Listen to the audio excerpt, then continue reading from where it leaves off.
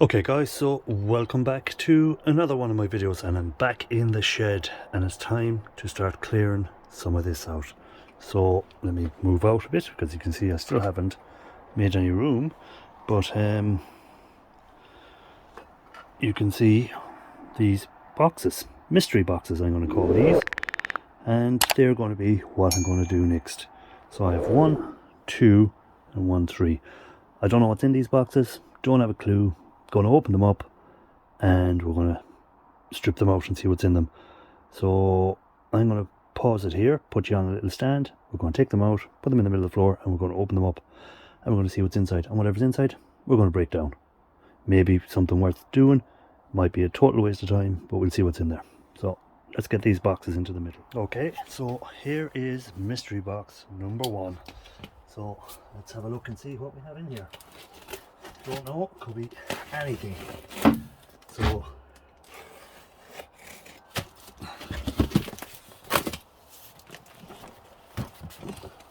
okay, so we have some PCI modems. So they're different type than what you'll see in another video coming soon. So that's mystery box number 1. We're going to strip them down, break them down for the video, and we're going to go to mystery box number 2. So again, don't know what's in here, but we'll soon find out. So let's put them in here, and whatever's in these 3 boxes we're going to break down. So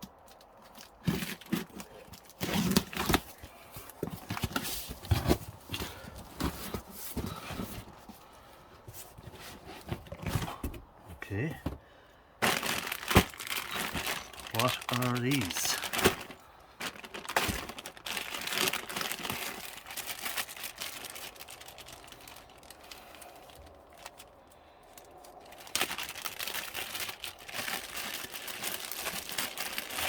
Okay, these are a plug-in Bluetooth kit, I presume, of some sort.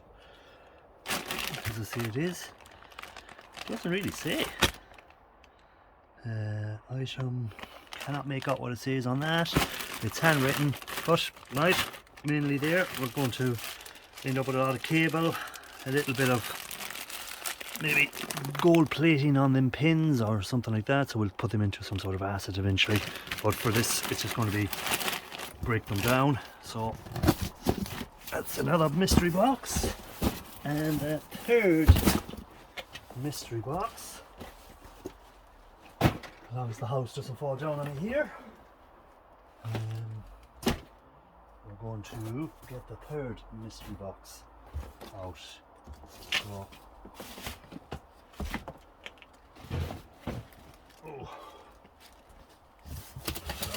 mystery box number 3. So this one is, by the looks of it, some sort of tower. So we'll have a look in it and see what it is. So we have a lead to start off with, a little bit of foam, and in here we have some sort of tower. So I'm not sure if there's any contents in it or is it just an empty case, but it has a bit of weight to it. So we'll get rid of the box. Box is gone, and here we have it. So it's a server. We got a lot of DVD drives in it, so it's some sort of recorder. Probably worth selling, but again, I'm about breaking stuff down, not about resale. So they're my 3 items. So let's go and break these down, and hopefully that will get me to my next mystery boxes. So let's get going on it. Okay, so this is one of the 3 items that I took out of that mystery boxes. The other ones was the PCI cards. Is it a PCM? Sorry, not PCI. PCMCIA cards, And the other thing was these some sort of, I don't know, is it a Bluetooth charger, speaker, whatever it is, some sort of old-fashioned thing that might have been used years ago in cars for maybe connecting your phone to, and you could then speak on it or something, I don't know. But I've decided to not do the PCI cards on this video because I think that they deserve a video of their own. So I'm going to do them on a video of their own, and the same with these connectors because there's so many of them. I'm not going to actually do a video on them. I'm just going to do the video on this. So what is this, you might ask? Well, it's a DVD duplicator. So put your in your main disk here, and you can copy as many as you want then afterwards. So well, not as many as you want. You can do 1, 2, 3, 4, 5, 6, 7 more DVDs. So you just press play there, I presume, and record on the rest of them, and then they're all copied over. So perfect for doing movies one time, maybe music, stuff like that. Might have been used for software, stuff like that. So I'm gonna take it apart and have a look to see what it is. Again, as I say, probably could sell it for bigger money than what is going to be inside, but I've never taken one of these apart, so I have to see what's inside it. So let's get down. So the first thing I'm going to do is I'm going to take the screws off the back. Now it's very heavy. Ooh. So it's quite heavy, and we've got some screws there, so we're just going to get a screwdriver that'll fit there, and I'm just going to take off the cover, and we're going to get a look inside it. So anywhere there's these little screws, so here and here, some more, and this should allow me to take off the cover plate.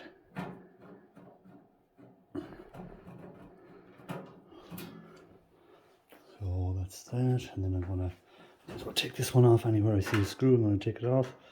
Again, I'm sure there's people saying, oh, you could have got whatever for this, but I don't know, is it working? More than likely it's not. I wouldn't have got it probably if it was working. I'm not going to set it up to test it. I don't have the time. I've other things to do, and I've never taken one apart, as I already said. So I think we're ready to take off the side plates as far as I can see. I'm just having a look to see if there's any more screws. There's only one there, which is holding on the fan. So it's got 1, 2, 3 fans. So obviously it got quite heated. And I'm just having a look to see if there's any more.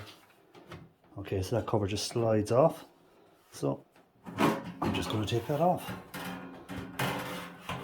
So some shred. First thing out. So we've got some shred, and we've got our case.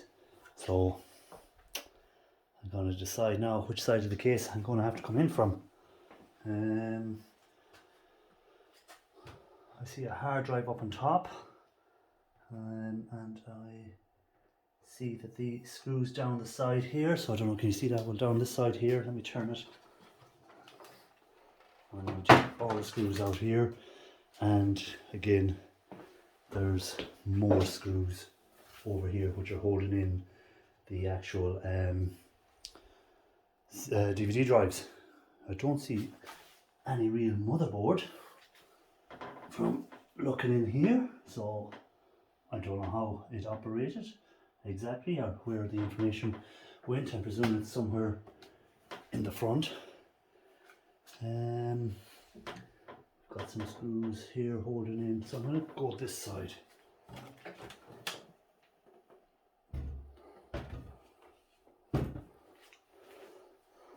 So we're going to go in a bit closer. As you can see, I'm doing it on a table in my house because the shed is filled, so I can't get into the shed to do anything. So hence why I'm clearing out my shed. And straight away I've misplaced the screwdriver I was using, which is nothing new for me. Probably under it. No. Okay, found it. So we're just going to take off any screws I see. So let me bring us back in on a bit of a zoom. There we go. So all I'm doing is taking off anywhere that I can see screws.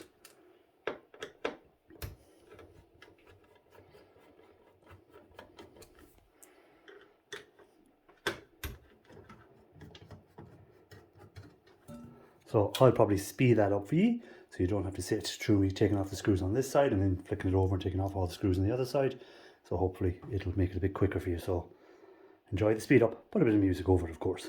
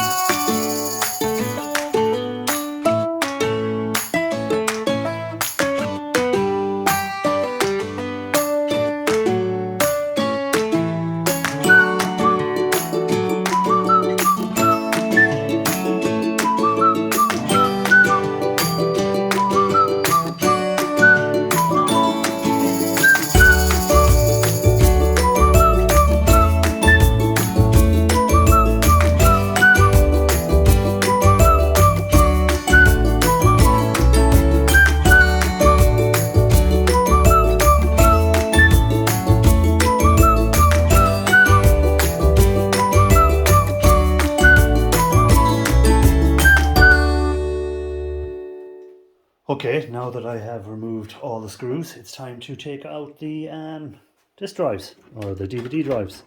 So they're just held in with our cables, of course, so we just remove them. If I can get it, once I get one out, it should give me a bit of room to get the rest out. So we'll just put them aside for a second as we're taking them out. So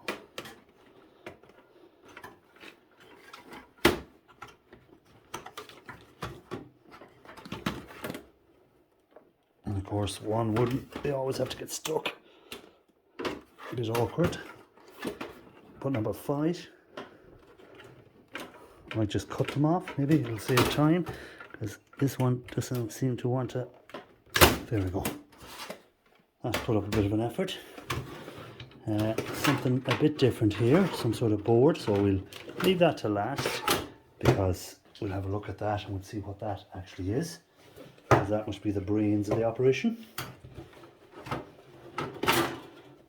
So I'm going to take that off, but you're not going to see it until we get the rest of the stuff out, and that way then we can all have a look at it at the same time and see what's in it for gold recovery.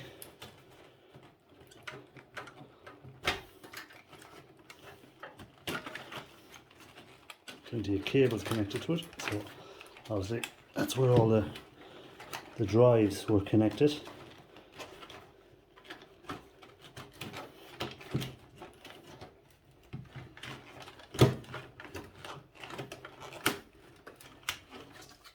Okay, so I'll leave that aside for a minute.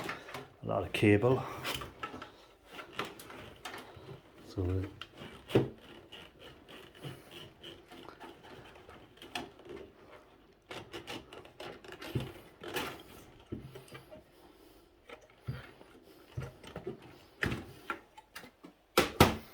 oh, nearly knocked over the camera.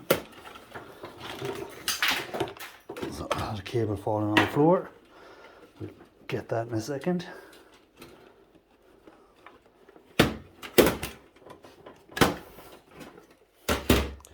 We're almost there. Just one or two more.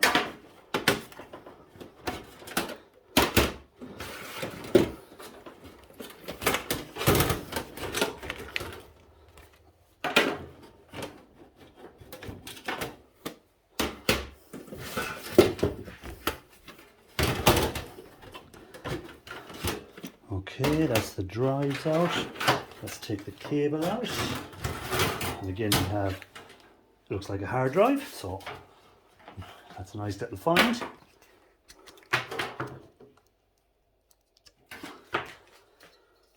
So as you can see there, January 2007. So that is going on 15 years old, 14 years old, nearly 15-year-old hard drive. So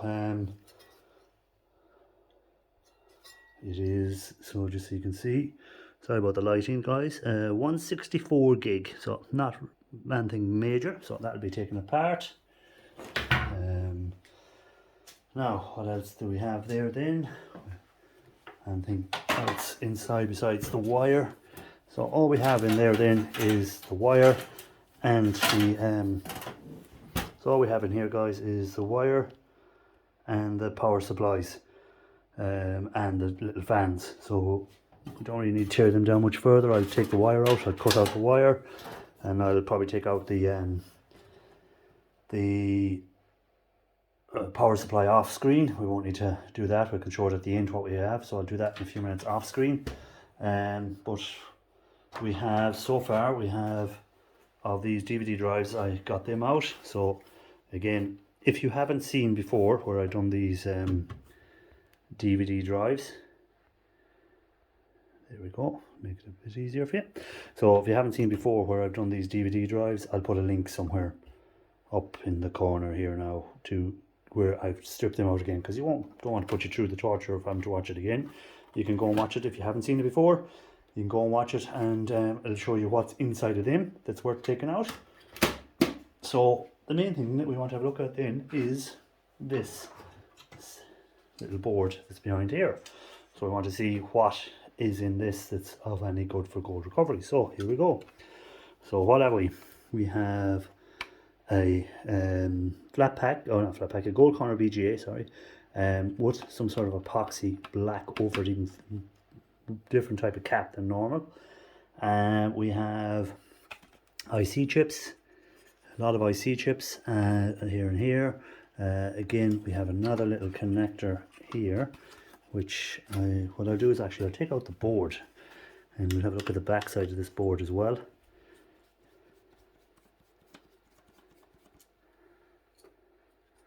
So the screws are magnetic, so we don't have any stainless in there. Does that just slide out? No, it's still held in. So it's these type clips here that's holding it in. So we'll bend that back, and that should let it up. And then we'll just disconnect that connection, and we'll disconnect that connection. We still have another board here we'll have a look at in a second. So on the back side of the board, nothing. On this side we have some nice gold pins in there. I'm not sure if you can see them with the light, but they are gold flash pins. And we have these IC chips and some more pins up here. So not too bad, not too disappointed with that board. It's what I'd call a, I'd class that probably high grade because of the gold corner VGA and the IC chips plus the gold pins. So if you were selling your boards, I'd be putting that in with the high grade board. So that's where that'll be going. So that's up to your own yard or whoever you deal with, what they give you for it. But that's where I'd be looking at putting that. And then we'll have a look at this board. So again, we have some just clips holding it in by the looks of it. So we can just remove some of them clips. So on the back we have two little epoxy covered, usually gold under them. And here we have some gold flashing on the board. And then on this side we have our LCD screen. So if I can, let's see if we've got thing that I can use to maybe remove the LCD screen from it, but really I should be getting the pliers and just straightening these out here. Let me zoom in a bit because I'm too far out.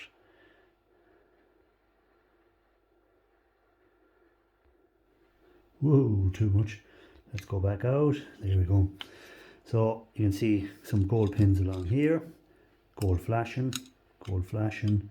Again, gold flashing around where these connectors are for some reason, and under here again will be some gold things. So let me see, can that remove? There we go. So that's just straight off. That's just a connector. Again, we'll have some gold connectors in there, and there's some fairly okay looking gold pins on it. So that's kind of it, guys. What we have, a lot of ribbon wire. So again, I will off screen remove these pins from in here and put them in with the rest of the pins that I got before from the previous, if you've seen a previous video where I done the let me zoom out, there we go, where I done the pins from the cables. So again, I'll just remove them and add them to that lot of pins that I already have. That's what I'll be doing with them. I've got some shred. Again, I'll cut off the cable that will go in with my insulated copper wire. I'll just cut off the ends and that will be put in with the insulated copper wire. And I'll break down the DVDs, as I was saying, which you can look at when I've done that in a previous video. So it'll make it easier for you, so check out that video. So that's it, guys, for this video. I think it was all right of a breakdown of the stuff that was in there. It wasn't as good as I thought it'd be. I thought it might be in a bigger board, or maybe a couple of boards, because of the size of it and the weight of it. But the hard drive was nice to get. Again, if you haven't, you're not sure what's on the hard drives, I'll try and link a video somewhere up here. So that should be there appearing up, where I scrapped out some hard drives to give you sort of stuff to look out for and what I take off them that I collect up for the gold recovery. A lot of people be wondering, saying, oh, how much gold is in that, how much gold is in that, is it worth it, is it not worth it? Again, it all depends on your time and what you want to do and how you process it and the thickness of the gold. So that's why people are saying to me on thing, oh, how much gold should I get from pins? It all depends, because some pins have thicker coating gold, some pins are very low grade gold, so there is no yield really I can give you that I can guarantee it's going to be that. Usually what I get per pound of pins is a gram, maybe 2 grams if I'm lucky. Same with fingers, same with things. So I kind of rule of thumb that I work on is a gram per pound, and if I get any more than that, I'm happy. So when I'm processing, if I know I have a pound of pins in a liquid acid, I'm hoping to get a gram of gold at the end of it. If I get more than a gram of gold, all the better. If I get less, then it could be the process I used, I missed some of it or whatever. That'd be the way I look at it. You know, so again, that's what's inside left then. Well, so I'll just remove the power supply, I'll remove the fans, and that case then will be I'll fill it with shred. So all I'll put in is other bits of shred. I'll put the cover back on it, and I'll refill that with shred, so that when it's going to the scrapyard, a bit more weight in it, it's a handy place to store just the shred rather than have it thrown all over the place. So guys, thanks for watching, and keep an eye out for where I scrap out that cards. I'm sure that'll be coming on a video soon. There is another one where I've done the gold fingers from the modems that I should have up soon as well. And there is, we'd say, a few other videos. So that was the first part of the mystery boxes. So I'm sure there's going to be a lot more mystery boxes to be taken apart and get me back into my shed. So thanks for watching, guys, and catch you on the next one. Don't forget the thumbs up and leave a comment. And as I say again, don't be offended if I can't give you a yield count, because everyone's gold is different. So rule of thumb, I work off a gram per pound. Some people get more depending on the type of material they're processing. If you're processing ceramic CPUs, you'll get better for gold recovery from them than if you were processing the pins from these cables here. So these IDE cables, if you're processing the pins out of them, going to be a lot lower grade of gold in there, a lot less flashed, so you'll end up getting less than you will from the CPU. So rule of thumb that I work off is usually gram per pound, so it gives me an idea when I'm processing what I should be looking for. So if I'm putting in a pound of pins, I'm hoping to get a gram back. So guys, catch you on the next one, and keep on looking for that gold. So it wasn't quite the end of the video, because when I was just cleaning up the last few bits, going through, going to take out the stuff, I decided to peel this off, just to see, because it was loose, and I said I'll peel it off and see what's under it. So under it, when I peel it off, I get it off the other side as well, just in case there's anything this other side that there isn't. So when I peeled it off, I see this, which looks like silver. So it feels like silver. Well, it doesn't feel like silver. Stupid. It looks like silver. It's above the level, so you can actually feel it with your finger when you run across. So I'm going to test it and see if it is silver. So we'll zoom in a bit. Bloom. So there we go. Test is bleach. So I'm just going to put a blob of bleach down on it. And we're just going to leave that sitting for a second. And what I'm looking for is a change of colour to black, but it hasn't happened yet. So we'll just to see.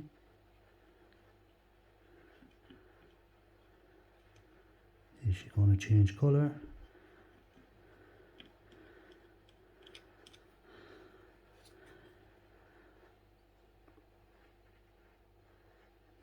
So do you think that's changing colour? I think it's changing colour. I see it changing colour. So we have silver. So you can see where the bleach has touched it there and is changing the colour. And so we've got, if I can bring the bleach here, try and spread it around just to make sure. And again, touch it off here. And we'll watch. And you can see it changing to black. So there we go, guys. Silver. We have some silver on this as well. So that's just another little nice little bit to find. So we've got a little bit of silver. Go back out. There we go. So as well as having the little bits of gold, we've got some silver contacts there. So that'll be dealt with at some stage, the silver. So this time, guys, this is the end of the video, and thanks for watching. And I say that's a little test. If you want to test for something for silver, a little bit of bleach, drop it on it, and if it turns black, usually silver. Okay.